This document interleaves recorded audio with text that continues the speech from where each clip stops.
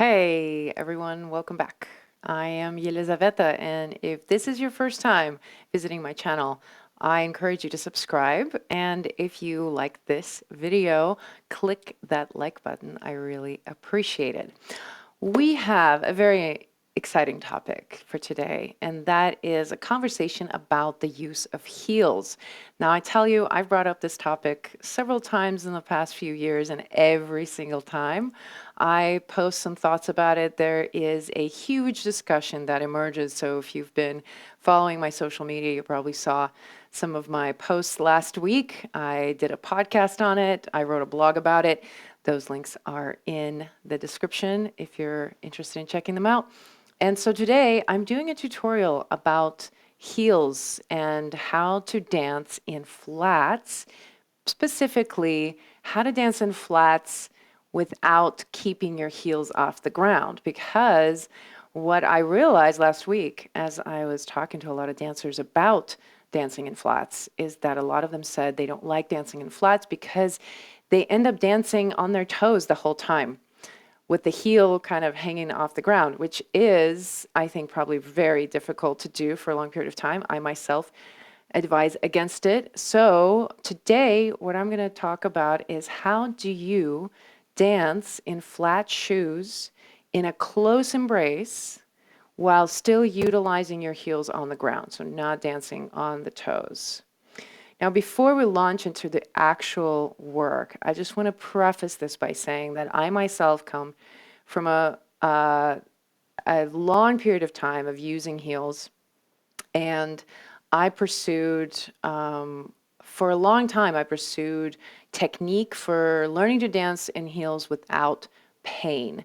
And I have a ton of background in movement mechanics. I have been teaching and studying yoga for about 20 years. So I'm really interested in these topics. And I spent quite a bit of time training in Buenos Aires and in the US, learning technique to be able to dance in heels pain-free. And I was waiting for that day that would happen, and the day never arrived. So I've tried, and those of you who tell me that you can dance in heels without pain, you are to be revered for your abilities.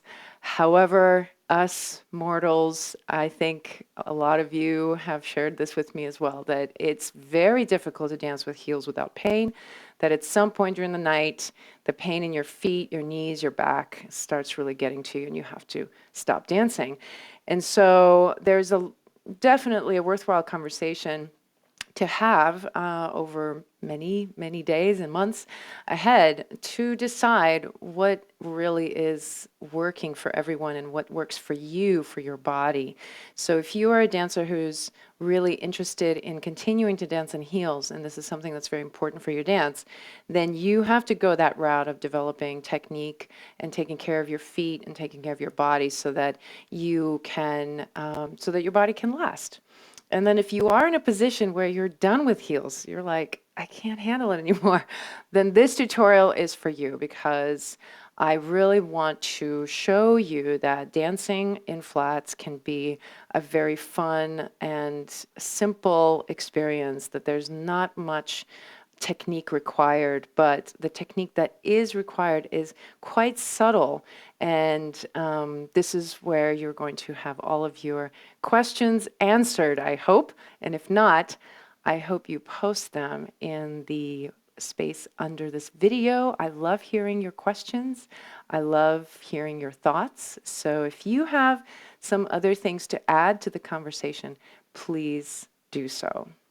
My personal philosophy and the philosophy behind integrative method Tango is to come up with techniques, with exercises, with visualizations and ways of understanding the body that will help us, help you, help me to dance as long as we want for as many years as we want. So my goal is to really clarify, simplify, and demystify all of the mechanical intricacies and boil them down into essential pieces of understanding that can help you. So I hope you enjoy this tutorial and let's get started. Okay, let's get started. So in order to understand and experience what it's like to dance in flats without having to go up on the toes, I want to first have you experience why it is that you might go on the toes in the first place. And for that, we're going to not actually look at the feet. We're going to go and look up the body at your spine. So I'm particularly talking here with followers or somebody who follows primarily. So this is going to be addressed to you. And I want you to think about when you take the embrace with your partner in especially close embrace, what a lot of times happens is we reach up from the chest and we reach the arms up and we come into this position here. Now, if you do this with me, if you do this kind of mock embrace setup here, and you start with your weight firmly planted from front to back, side to side. So right now my weight is really between my ball mount and my heel. Ball mount being this area here, the ball of the foot and the heel. And then I do nothing else except I lift my arms and I reach my ribs forward to meet my partner. I want you to notice that my weight is going forward into my toes. So this particular mechanic here is something that we've learned, we've been told to do even, and I'm here to tell you that this mechanic is not useful to do when you're taking a close embrace.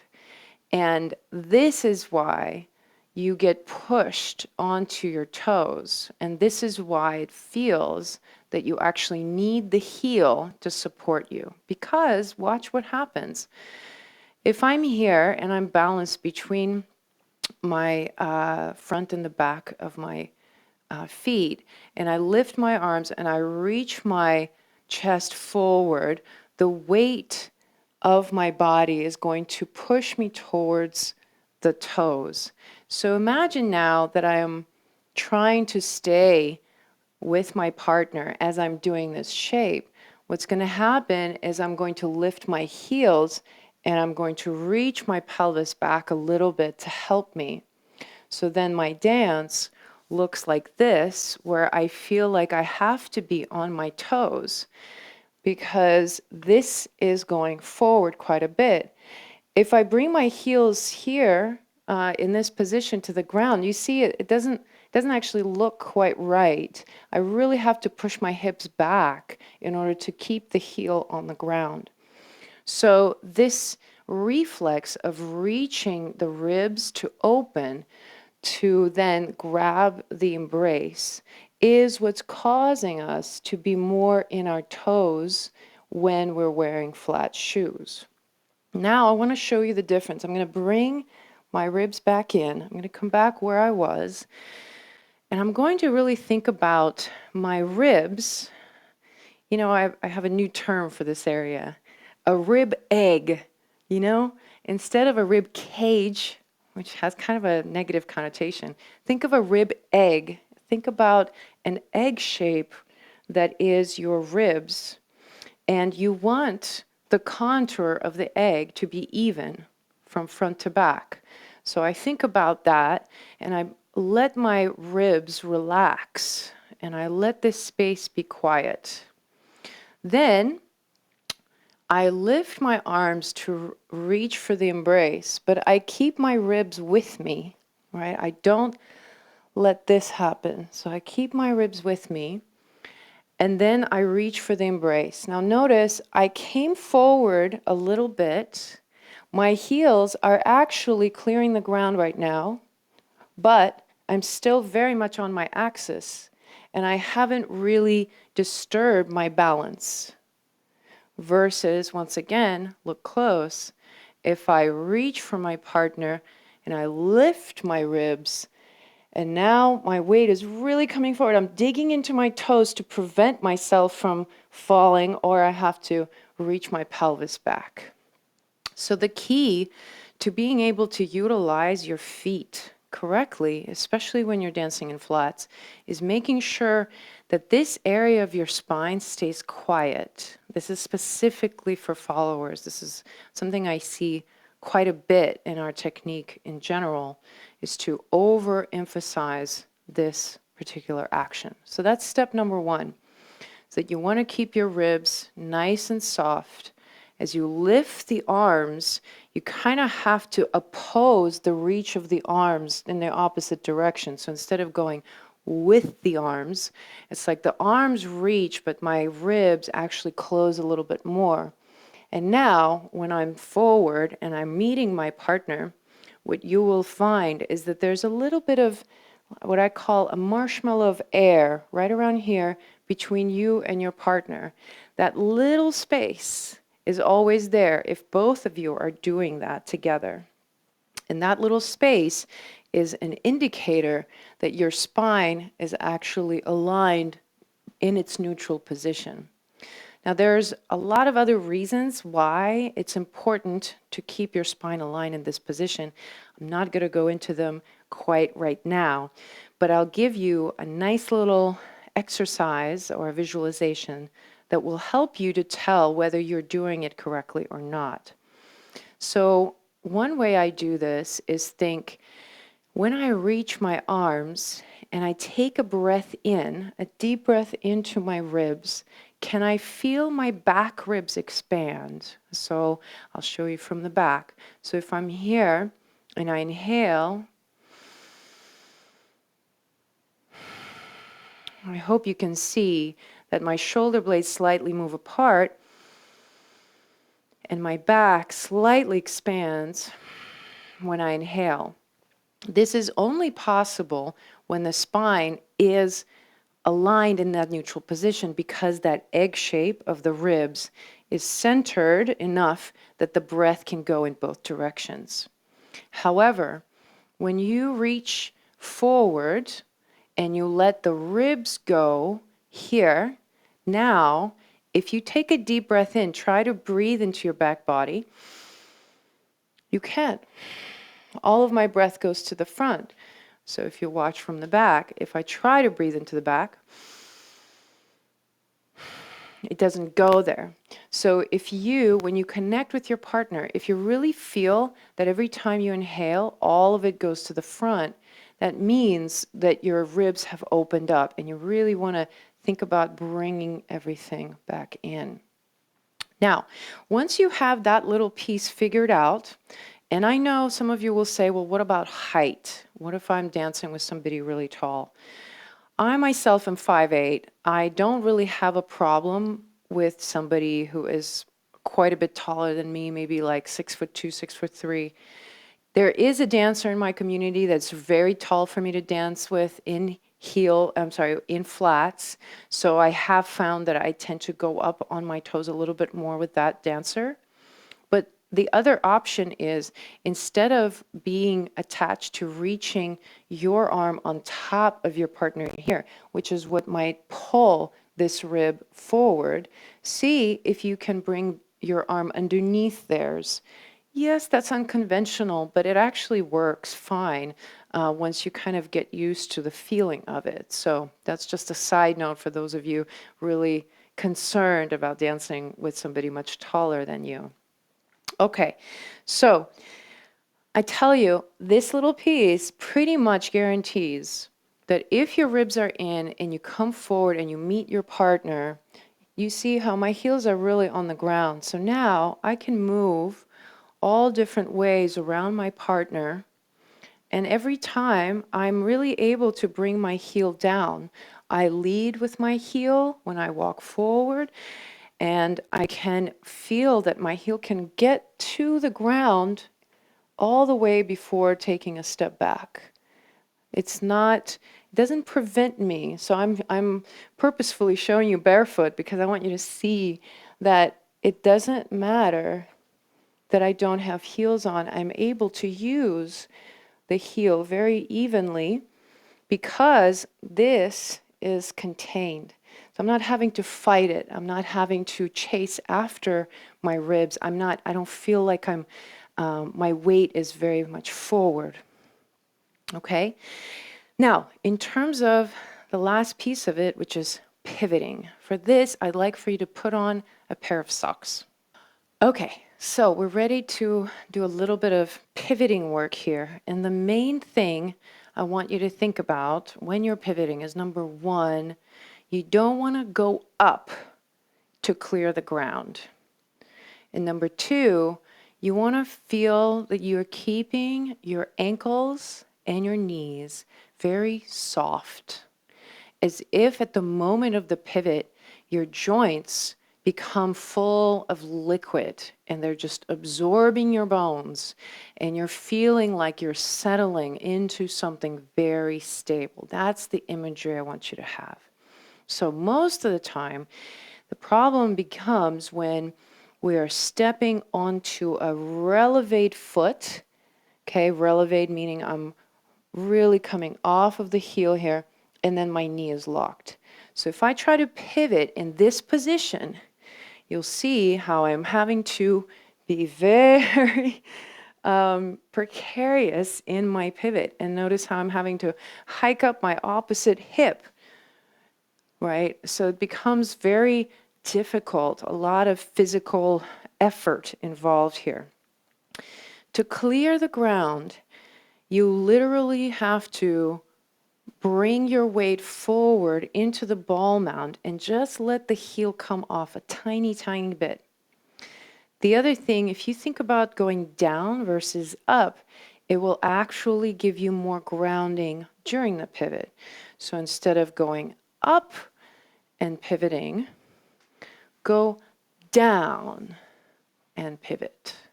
So do you see how I'm not necessarily going down too much, but I'm really thinking about the momentum down and letting the free leg serve as that, almost like an anchor around me. And if you were to really zoom in, or you can slow down the video and really watch how much my heel lifts off the ground, it's very little. It's literally this much. I don't know if you can even see it. So you can kind of play with it yourself. Come into your feet hips width apart, knees soft, and just by a hair, get your weight to come into the ball mound of your foot, and already you should be able to clear your heels. So as long as you're landing on a bent knee, your direction is down, you're keeping your ribs in, you will stay on axis very easily. And it will happen whether you're dancing in open embrace or if I have a partner. Remember that marshmallow of air protected, then your spine can wrap around and you can be on, pretty much on the floor the whole time. And in my dance, what I notice is that I'll go up on my ball mound for specific moments, particular little details where I'm really trying to show something and articulate, but for the most part, I always return to using the heel. So your work is to check in.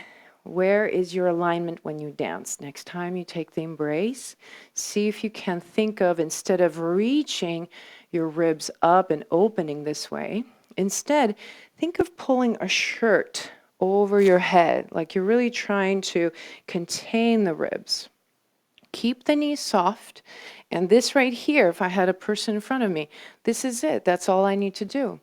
When the arms reach, you're contrasting that with the ribs going back in. Your shoulder blades will do a lot of the adjustment when it comes to articulation in spiraling. So when you're having to do boleos or pivots, the articulation for that within the embrace is going to happen at the shoulders. It does not need to happen at this point here, which a lot of times what I'm seeing is pivots like this, where I'm really pushing my ribs forward and I'm having to rotate around this very small area around my spine, whereas this part of the spine is locked in. But remember, this is a rib egg, and this part of the egg needs to be articulated, needs to be free. That part of the spine really needs that angle, so that then when you have that, when you're pivoting, you're actually rotating around that area and you're feeling a lot more room. Like even if I reach my arms up and I pivot here, I'm feeling a lot of range that is available to me when my ribs are in, versus if my ribs are out, then I'm having to really push into my back. What happens here in your spine is going to dictate what happens in your feet. So try it out and let me know how it works for you. I'm curious about your experience, and if you have any other questions, if something wasn't clear, let me know and I'll address it in the next tutorial. I hope you join me next time, and we'll see you soon. Ciao.